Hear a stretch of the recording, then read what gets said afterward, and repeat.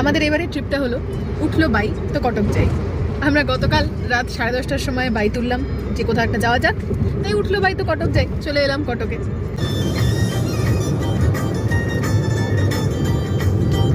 আমরা এগিয়ে চলেছি পুরীর দিকে।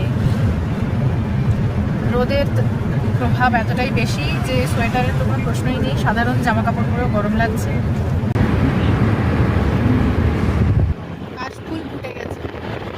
এসে গেছি পুরীর সি বিচ।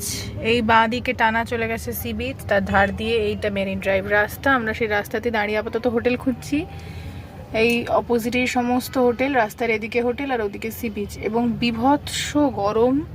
প্রত্যেকেই এখানে মোটামুটি গরমকালের মতো পোশাকেই রয়েছে, এবং আমরাও গাড়িতে বসে দরদর করে ঘামছি, এতটাই গরম ওয়েদার আজকে 27শে ডিসেম্বর। এবং এতটাই বিভৎস ভিড়, এদিকের সমস্ত রুম বুকড হোটেলের। দেখা যাক আজকে কোথায় রুম পাই, না হলে আমাদের অন্য দিকে গিয়ে তখন অন্য জায়গায় থাকতে হবে।